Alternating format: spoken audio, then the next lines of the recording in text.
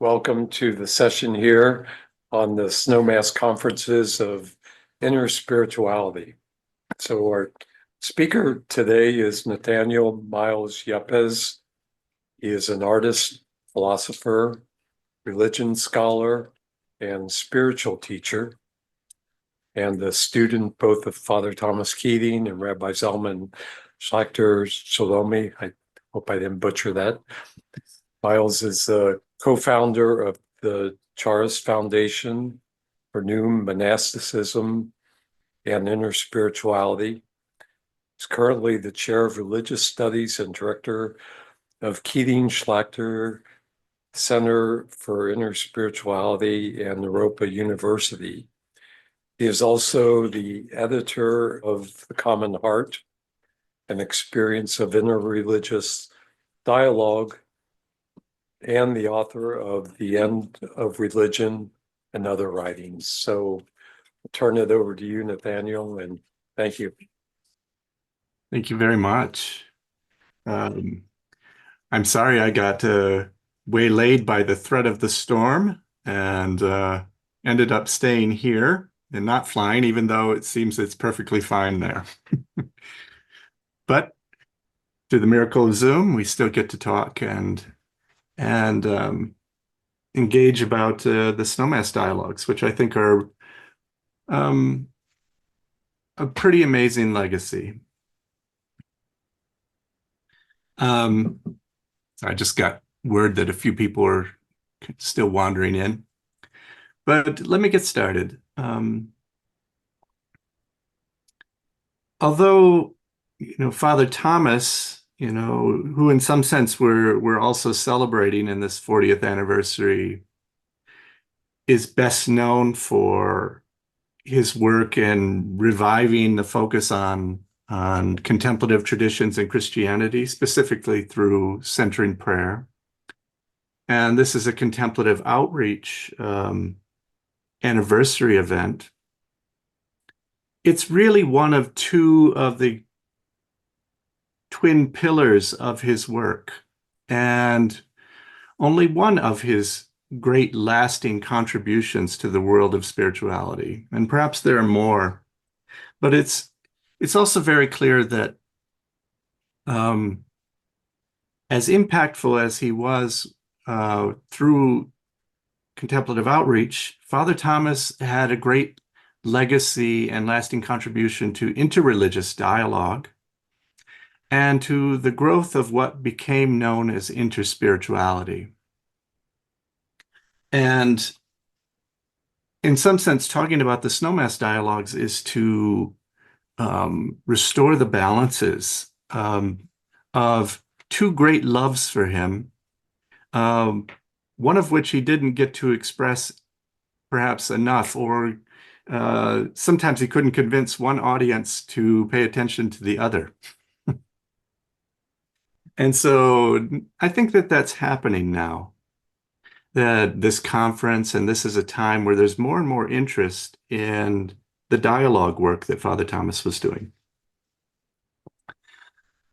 So what some people don't know, and this is addressed in the book that I created called The Common Heart, is that Father Thomas was doing dialogue work while he was still abbot of St. Joseph's Abbey in Spencer, Massachusetts. And he was, they were right down the road from the Vipassana Center. People were doing transcendental meditation around there.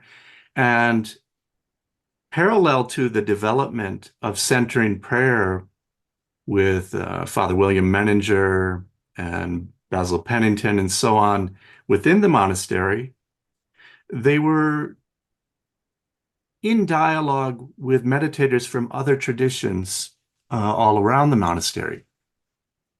And this led to fairly significant invitations from Father Thomas as abbot to people like Joshu Sasaki Roshi from Mount Baldy, the Zen Center, the great Ajahn Chah from the Theravadan Buddhist tradition, and many other people. And um, this is both highly innovative and a highly controversial thing. And he gets credit for both, credit and blame. The credit was that was an extraordinary thing to do, to bring such um, monastics from other traditions into a Catholic Christian monastery to dialogue and even to introduce and lead practice. They did full Zen sessions within the monastery. Father Thomas even told me about how uh, I think it was Sasaki Roshi put on the habit of a Cistercian to join them for a meal. And there are people that took great joy in that, and then there were people that were quite outraged. Um, and so Father Thomas really put himself on the line doing this. And this is partly what led to his leaving, the abbacy in 1981. That there was a lot of tension in the monastery over these kind of innovations. So why was that so important to him, to dialogue with people of other religious traditions? Why invite them at all? It's it's interesting in the history of religions to look at our great contemplatives, our great mystics, and it's fairly common among them that they're talking to each other.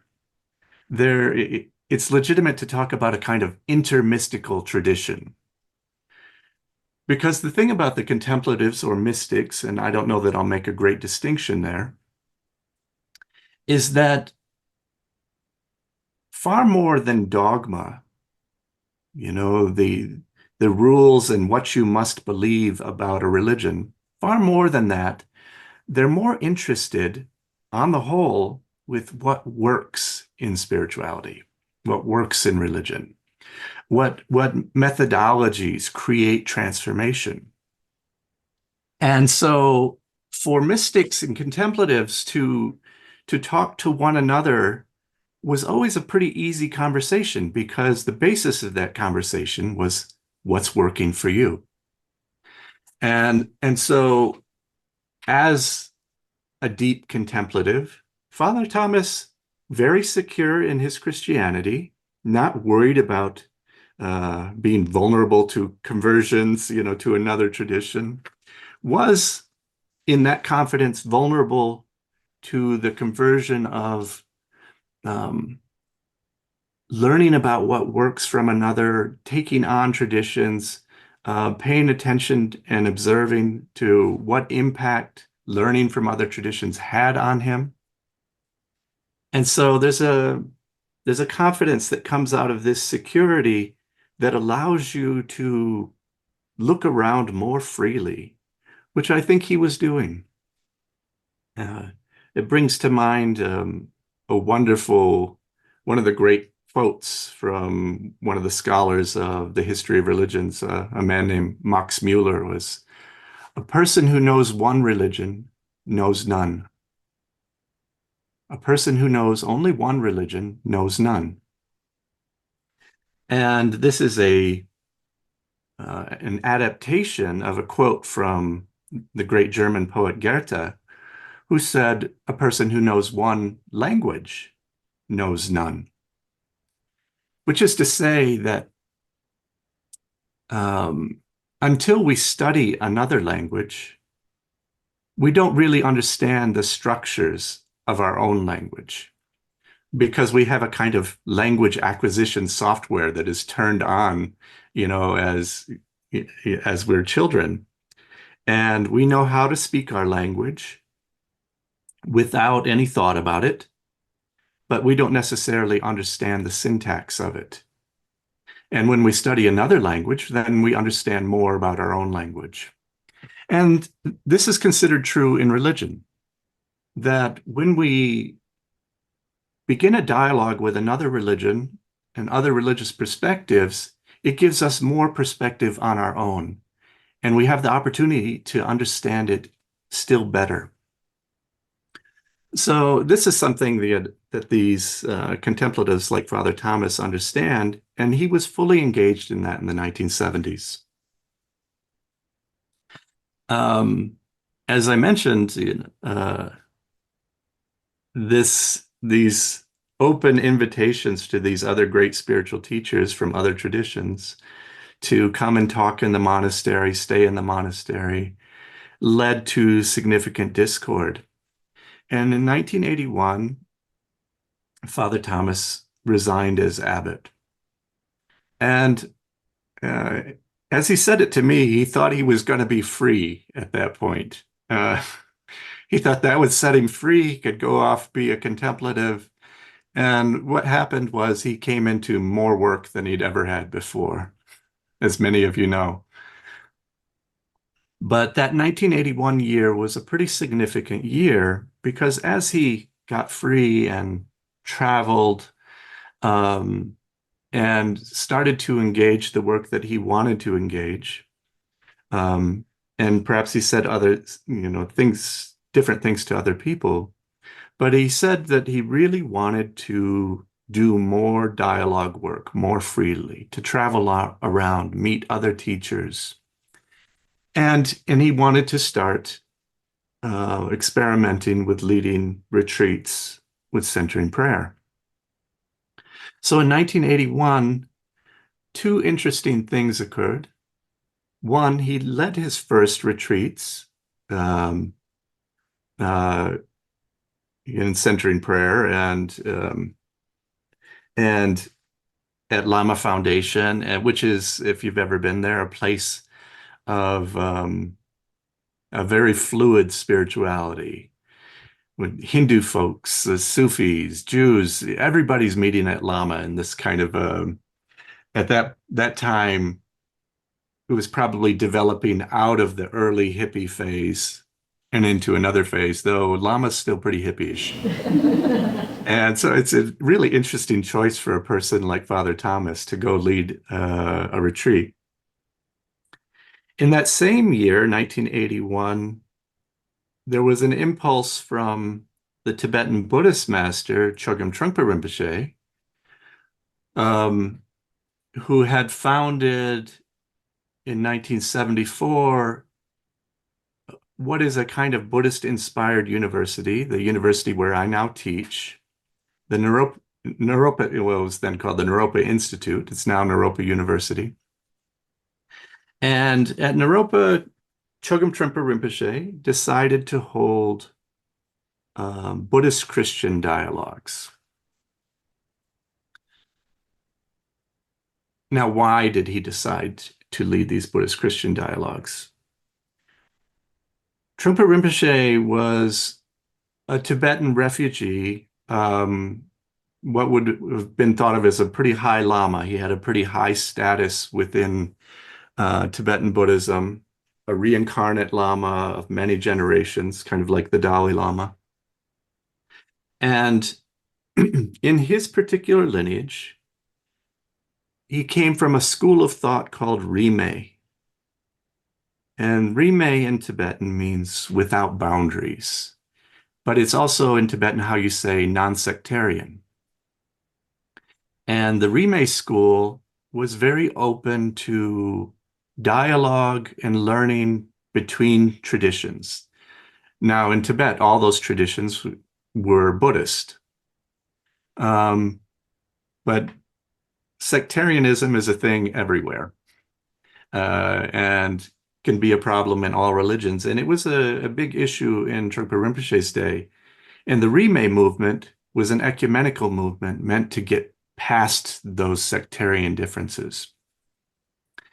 And so Trungpa Rinpoche was very interested in doing that more broadly outside of Buddhism, learning from teachers of other religions. In a bar in Calcutta, in India, he had run into a brother monk, but from Christianity, person that some of you may have heard of, Thomas Merton.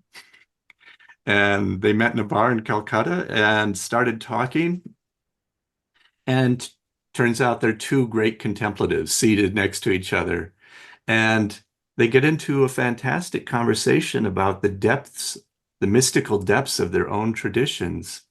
And they're so excited about what they're talking about that they decide to write a book together, on the deep aspects of mystical Christianity and Buddhism. A book that would never come to be because, as we know, Merton died on that trip. But the impact of that meeting never left Trungpa Rinpoche. He felt he'd learned something he didn't know before, that there were depths available in other traditions that were equivalent, if not the same. There was a kind of similarity and parallel richness of experience and maturity in the person he'd met. And he wanted to see that dialogue continue. So in 1981, he dedicated the opening of the Buddhist Christian Dialogues at the Naropa Institute to Thomas Merton and invited teachers of great weight and quality from both traditions into dialogue with one another.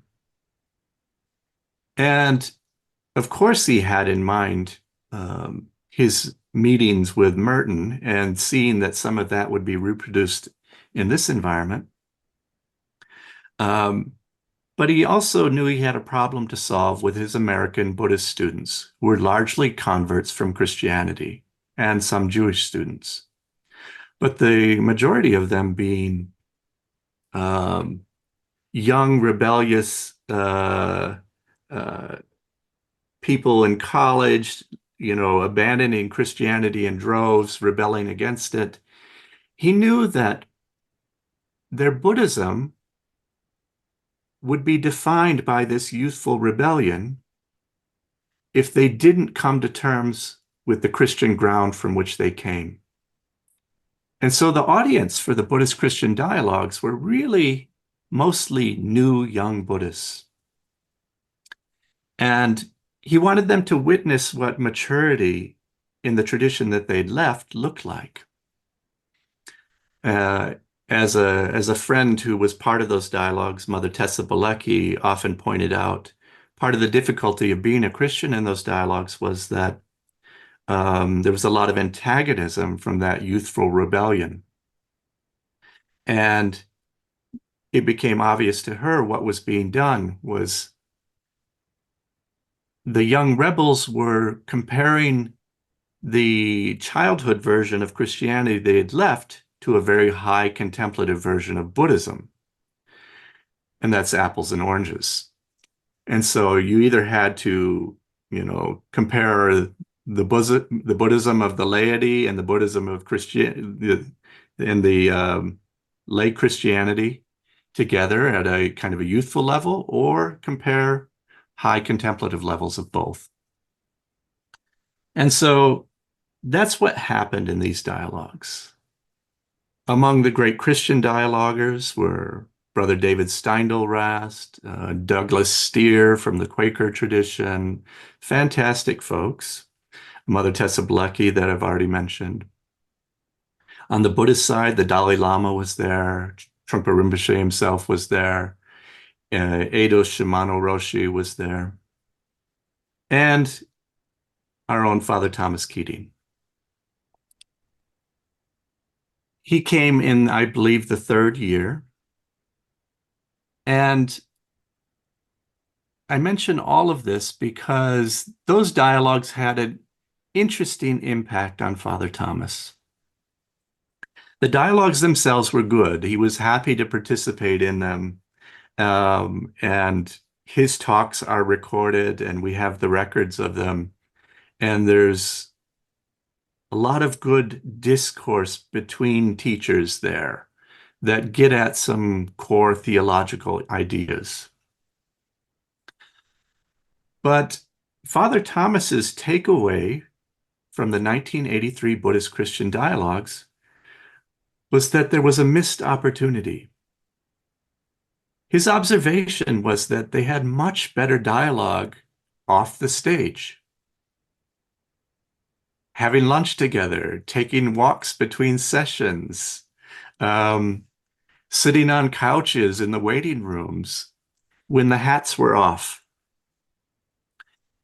And the critical insight for us that comes from that is that while they're on the stage, they have to wear the hats.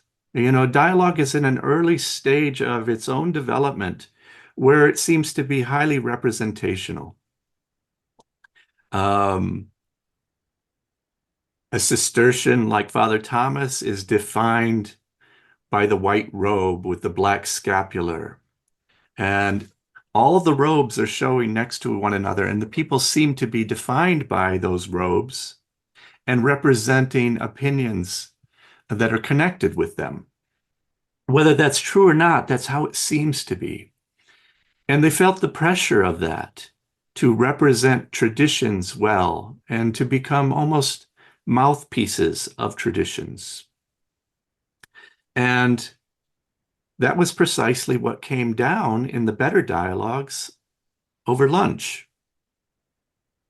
And so Father Thomas asked this question: what would happen if we took the dialogue out of the public view, off the stage, and into retreat, and perhaps make it bigger than Buddhist Christian? Let's invite teachers of similar quality from all the traditions into retreat with one another to see what happens. And I think that's as much as he knew in a way. He was willing to see what happened. I don't think he knew what would happen or even how they were going to do it. But this is precisely what he did in 1984, which becomes another great critical year, because as 1984, we're here at the 40th anniversary of Contemplative Outreach. And so that was the year that was founded.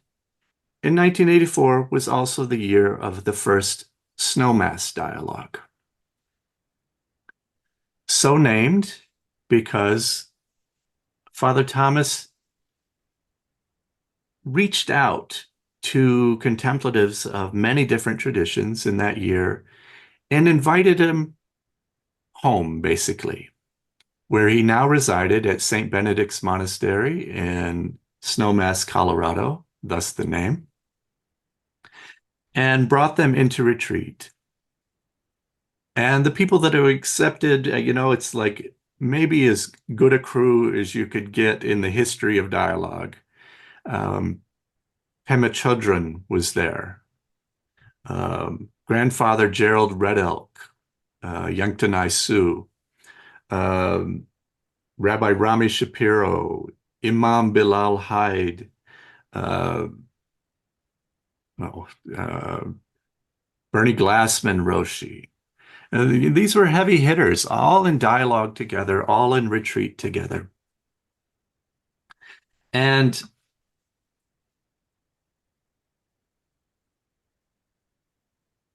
once together, they had some figuring out to do. And that's very much as Father Thomas presented it. When I would call him the founder of the Snowmass Dialogues, he would always correct and say, I was a convener. I convened it. I brought these people together.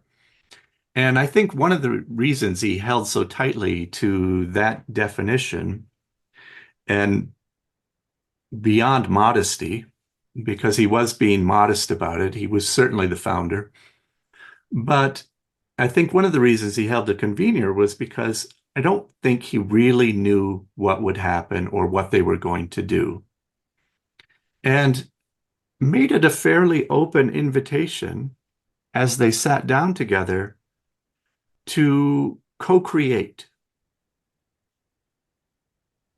Now, one thing that happened fairly naturally is that they sat in a circle. Perhaps the oldest spiritual structure there is. And not knowing necessarily what to talk about, they decided to tell the stories of their journeys and how they came to the point at which they might sit in a circle facing one another. And what came up before they began to tell those stories was fairly significant then. It would be less significant now. But they wondered whether they should record these stories, whether they should record their dialogues.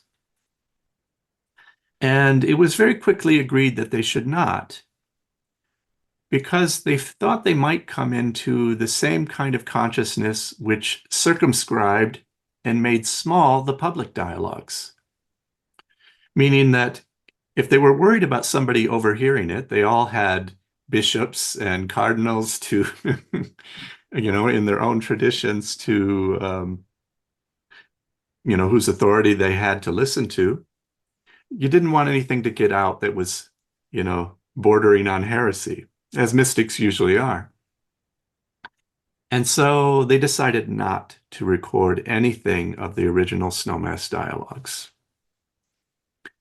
I think that that's less important now. I think it was critically important then to help them get out of the mindset of being overheard so that they could speak authentically and with depth and personally. Because when you talk in dialogue, in true dialogue, there's a realization which all of them quickly had that you are not capable of representing a religion. From two perspectives. One, a religion has a lot of diversity in it, and you don't represent all of that diversity. Two, on the flip side, a religion is not sophisticated enough to represent you. Its structures are too limiting for any human being. And so what you can do authentically in dialogue, if you're supposed to be representing religion, is represent your own relationship to it. Thus, you're really representing yourself in something that is critically important to your spiritual expression in the world. And so, in this way, they learned that they had to take off the hats and represent themselves personally. And I wrote down perhaps, I think, 10 aspects of what came to be structures within the original Snowmass Dialogues. And the first one was, why did I write down 10 aspects? There's something special about the Snowmass Dialogues, and I need to make this point. They're still special. Dialogues continued to happen on stages in front of audiences. They're like panel discussions. They're good, they're helpful, you can learn a lot. But the thing about getting underneath the traditions and getting to the structures of how they affect the people that are within them isn't necessarily going to happen on that stage. One of my other teachers, in addition to Father Thomas Keating, was a person named Rabbi Zalman Schachter Shalomi, also a very famous pioneer in dialogue.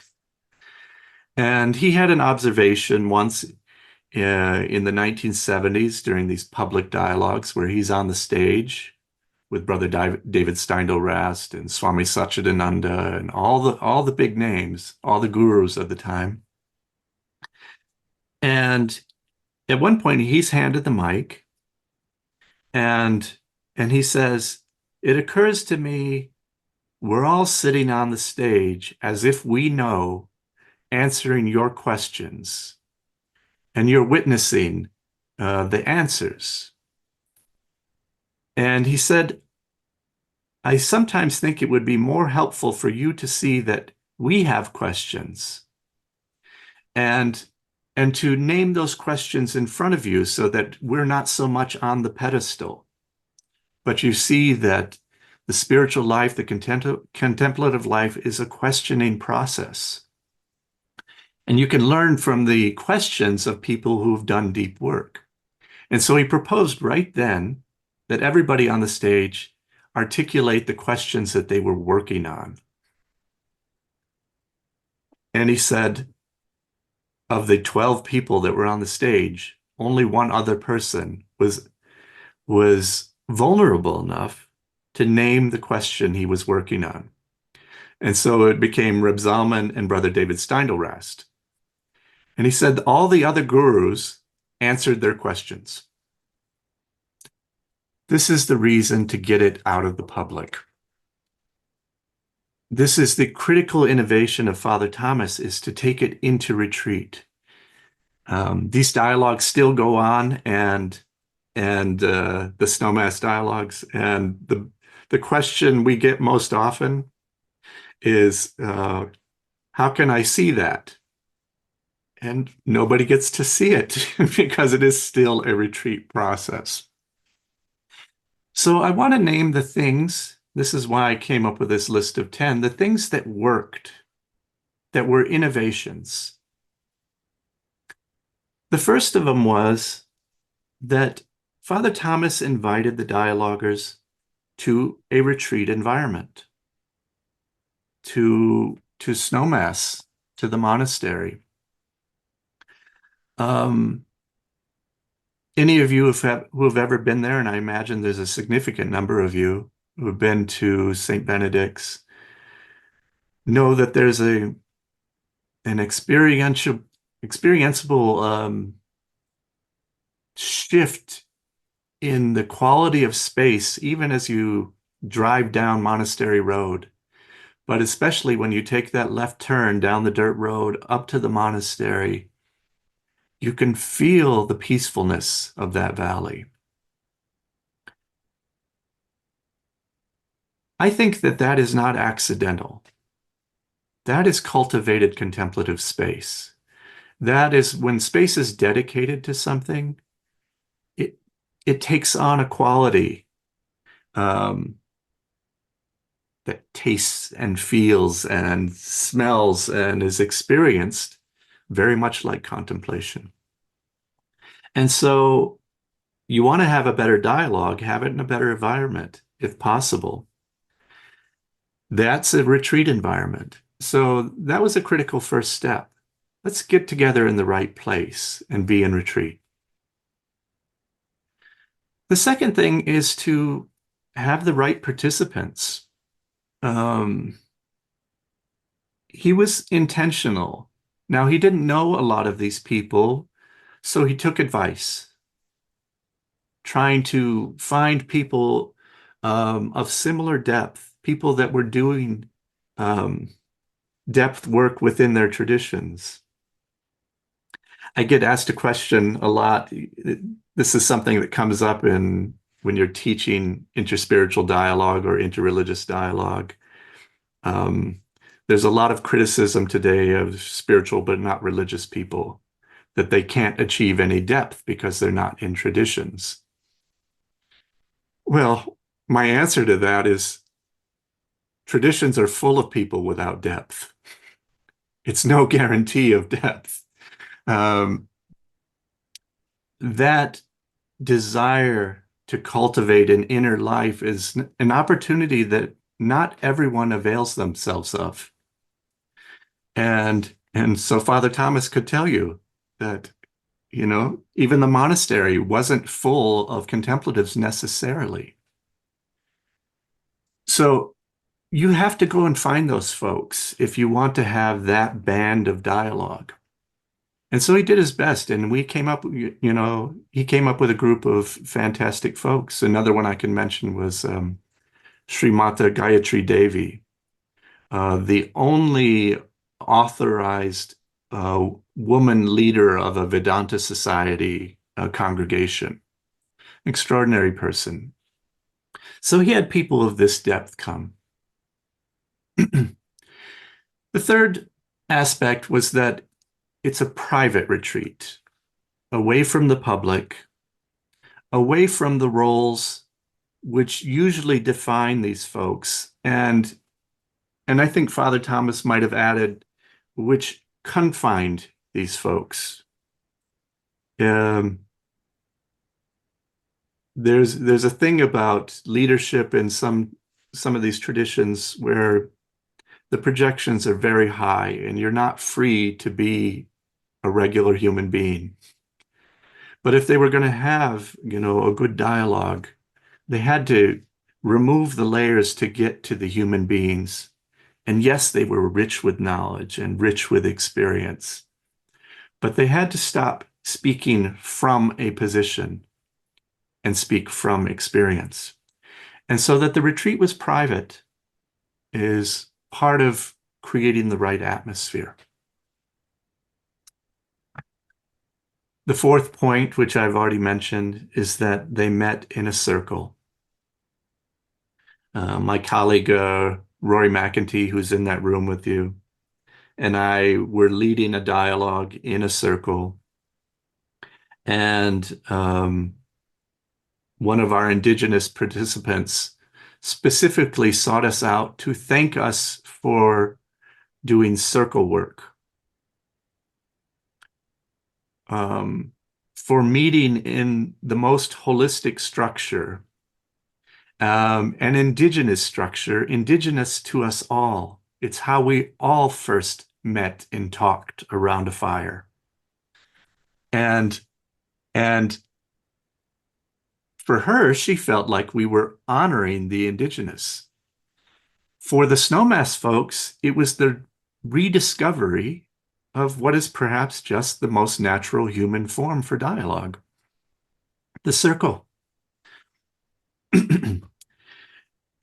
The second aspect of her thanking us for doing circle work for her was that the circle included always starting with personal stories, introducing yourself from the perspective of what people would say today, your social location. That's a little antiseptic for what our colleague Brenda meant when she thanked us. She meant honoring our ancestral ground, honoring our families, telling people where we arrived from and how we arrived here to begin a conversation with them. And again, this is an accidental discovery for Snowmass. They didn't know what to talk about precisely. It seemed best to introduce themselves and their journeys. But in doing that, they're rediscovering the oldest Indigenous form. A circle is also our most democratic structure. And so a lot of things are lining up, even as you go through these steps 1 through 4, 1 through 5, personal stories. Father Thomas did have one subject of dialogue he did want to discuss. And I guess we could call this number 6.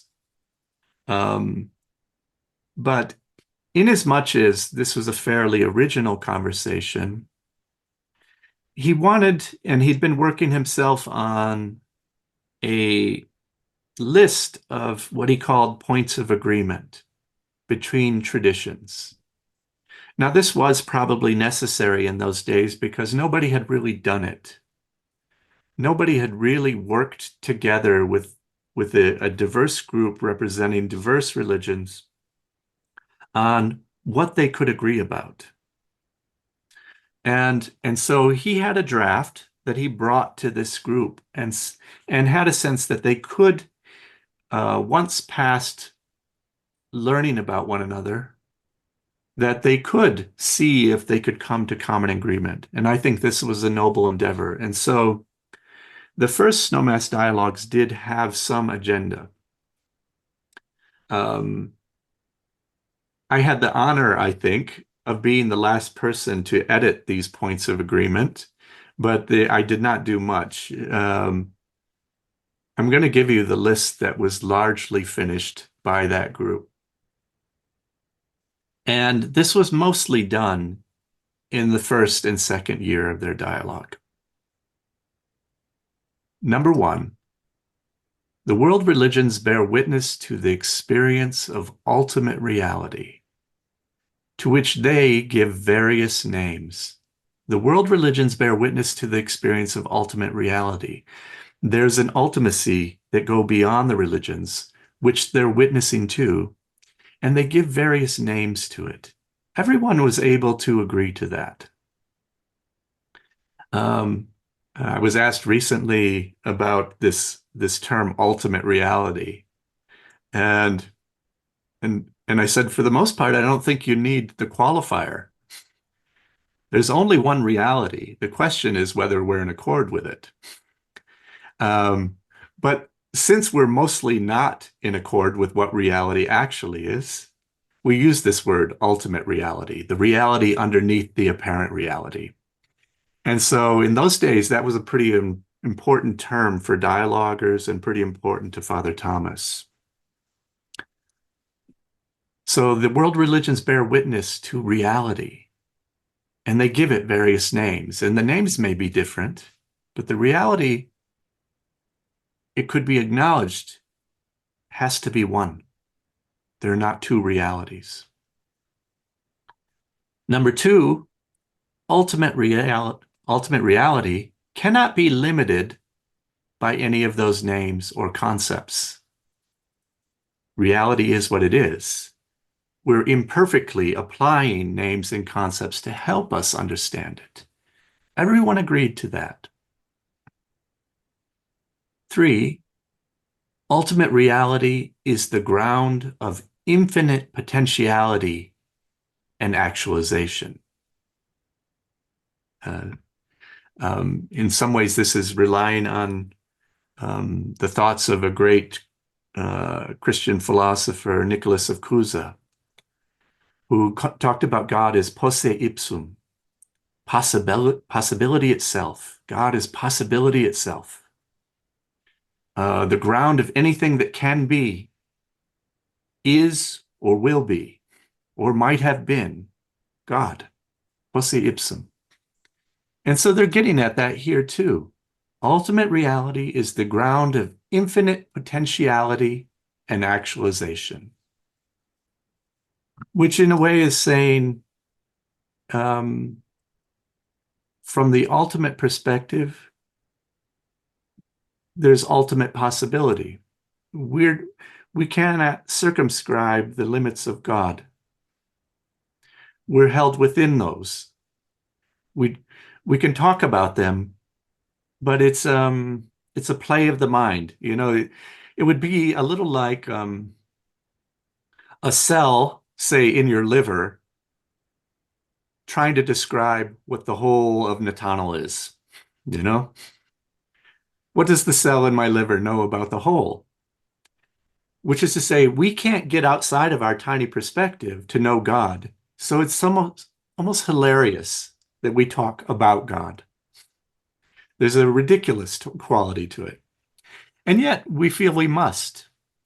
And so, but what the mystics know is that you can have an experience of God, but you can't know God in the sense of circumscribing God with your mind. Your mind will never conceive of that. That will be an ultimate mystery. Number 4, faith is opening, accepting, and responding to ultimate reality. Faith, in this sense, precedes every belief system. So faith was a difficult word for them because, one of the reasons we don't talk about interfaith anymore is because not all of our traditions consider themselves faith traditions. Buddhists do not consider themselves people of faith. And so largely interfaith was left behind in favor of interreligious, which is a little more accurate.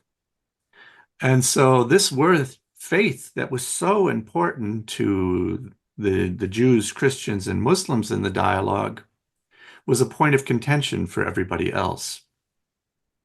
And so in this definition, what they do is they start redefining faith. Faith is opening, accepting, and responding to reality. And that opening, accepting, searching is something that precedes religious traditions. The human heart does it naturally. It's a human faculty. So in some ways, they're getting prior to religion. And when you get prior to religion, you'll find the common. It's common to all of us. There's a human faculty for searching. Number 5, the potential for human wholeness, or in other frames of reference, enlightenment, salvation, transcendence, transformation, blessedness, is present in every human being. That is to say, there's another natural right of being human, and it is the possibility of wholeness. And they're naming all of these words because they used different words for it. Enlightenment, salvation, transcendence, transformation, blessedness.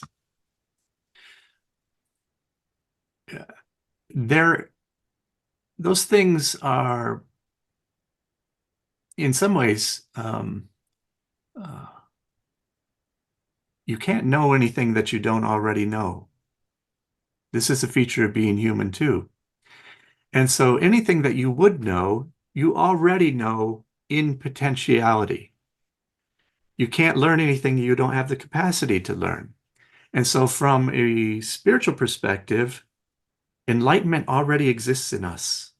Wholeness already exists as a natural right, which we just have to uncover or rediscover or activate.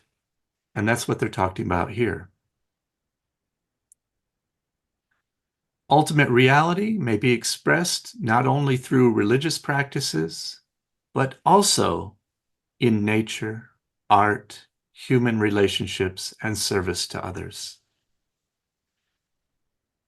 By which they're saying religions don't have, any one of them or even together, have an exclusive claim on fulfillment. There are multiple means to it. 7, as long as the human condition is experienced as separate from ultimate reality, where we see ourselves as separate from reality, we are subject to ignorance and illusion, weakness and suffering. It's the us against nature paradox. We talk this way all the time. We talk about us and nature as if we weren't the product of it. You know, one of the most silly things that is ever said is that, is to talk about us and nature. It's nature talking about nature. 8, this was a hard one for them too. Disciplined practice is essential to the spiritual life. Yet spiritual attainment is not the result of one's own efforts. It is the result of the experience of oneness with ultimate reality. Which is, in a way, is saying you don't get there without effort, but you also don't get there by effort. There's a tension of grace and grit that runs through all our traditions. You can cultivate the ground, but you won't necessarily make the seed grow. It just has a better possibility of growing because you cultivated the ground. And that it is, finally, in this definition, there is a maturity that comes from having had the experience of tasting reality directly through meditation, through prayer, through an infused contemplation where you feel the interconnectedness of the whole, which then becomes a program of deconstruction, deconstructing, as Father Thomas would put it, these kind of false centers within you, false identities, which ultimately have to yield to the one ultimate identity in which we participate. Now, the last four aspects of the Snowmass Dialogue had to do with the next approach they took, which is they looked at points of agreement, but they had a more profound realization that dialogue leads to a three-part process. In dialogue, you learn that you are different. The second thing you learn is that you're the same. The third thing that you learn is that you are different. So when we start in dialogue, we become aware of our differences. We're wearing different clothes. We have different body types. We come from different places. We have some different views. The dialogue proceeds, it gets deeper, and more we witness and start saying, oh, we're the same. We're the same. But that's not as deep as you go. You'll go a level deeper and you'll say, we're different. But there's a qualitative difference between the first different and the second different. There's a wholeness to the second difference. The first difference is separating. And you think it's sameness that makes you whole, but it's not. It's recognizing difference, coming to commonality, and then recognizing we're still different, but held by that commonality. But you have to go through a journey in dialogue of learning all three. And this is something that became one of the most profound realizations for them. And their great relish in the end was their difference that did not divide them.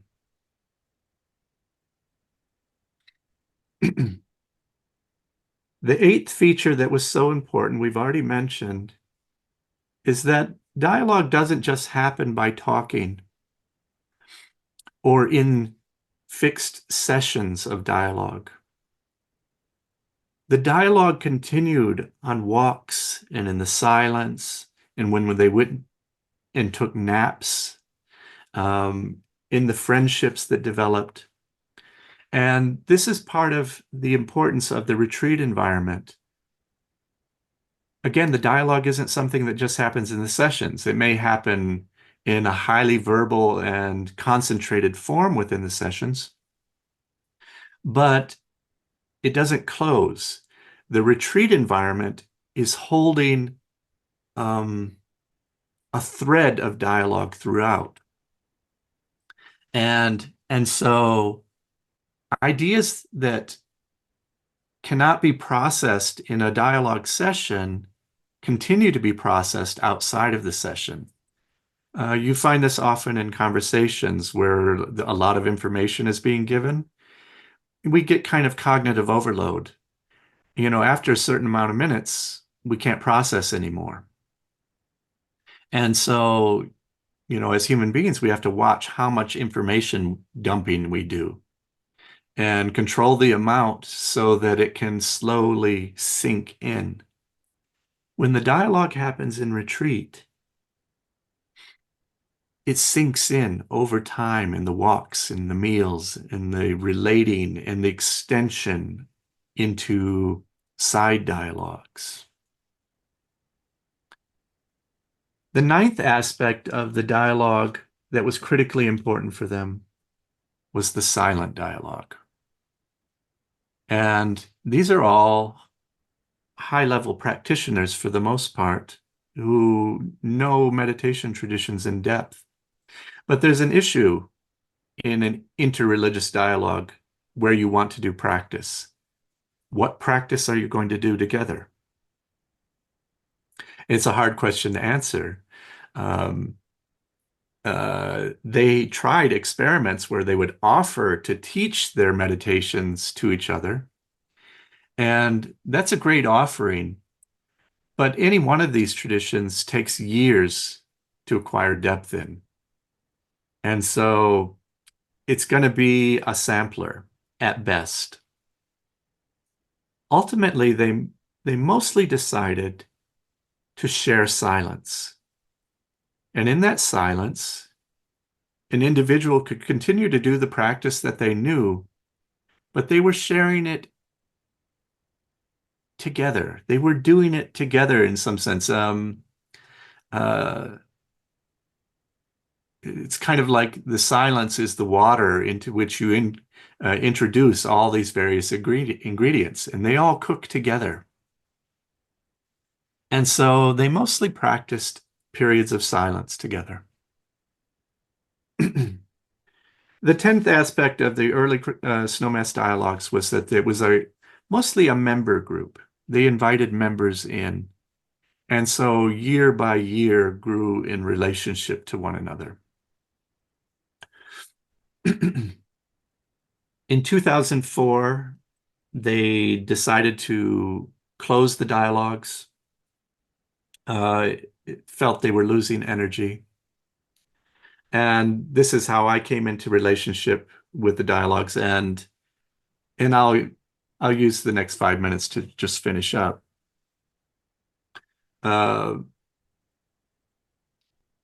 had met Father Thomas in 1999, and I knew another one of the members and was doing editing work for his foundation. And so I was invited, as they were going to close at 20 years in 2004. They wanted to make a little memorial pamphlet, and they asked me to do it. I looked at them and I said, no. Anything this profound needs a book. And so I agreed to write a book. That book became The Common Heart. I interviewed as many members as I could, transcribed the interviews, and since they had never recorded a dialogue, there was no way to represent their dialogue in a book. And so I made the interviews into an as-if dialogue between them. And so when you read The Common Heart, they were not actually together in one room, but it was made a synthetic presentation, which came off pretty well. And the thing about the non-pamphlet book version was that they were so pleased with it, and being able to witness what they had really done, it gave them new energy to continue. So the first thing they did was start a new round of dialogues. And part of having witnessed what they'd learned was they realized they could gift the dialogue to more people. And so they invited mentees to the next dialogues, and these people would learn how to dialogue and what they had learned from dialogue. And at this point, my dear friend and colleague who's sitting with you, Rory McEntee, was brought in as the administrator of the group. And they went through various iterations. They became the SISD, the Snowmass Interspiritual Dialogues. And I've said that these dialogues go on today. Well, they came to a point around 2015 where the energy seemed to be waning again. And at that point, Rory and I made a proposal to Father Thomas asking to take over the dialogues. Because we felt that the nature of dialogue had shifted toward interspirituality. And I'll just name how that is in a simple way. The dialogue between religious traditions has trickled down so that it's now done among ministers and imams and rabbis, of local congregations in different cities. It doesn't need a Father Thomas to do it anymore. The interspiritual dialogue that began to happen has to do with the complex spiritual identities we hold today. In some ways, a takeoff from we were never able to represent a religion. We could only represent our own connections to traditions. Well, today we have complex connections. And because they did these dialogues originally, we now have complex interrelationships between traditions. And so what Rory and I were saying is that that's where the edge of dialogue is today. And so we asked to continue them. In 2016, at St. Benedict's Monastery, Father Thomas was supposed to be part of that dialogue. He was sick, but we held the dialogue and then all met with him. And that was the beginning of what has continued as the Charis Snowmass Dialogues. Last one happened in Vermont last year. So just to say, this legacy continues and goes on, and that's a decent overview of what the original dialogues were. So I know you have other sessions. I will let you get to them, and if anybody wants to ask a question, I'm here for it.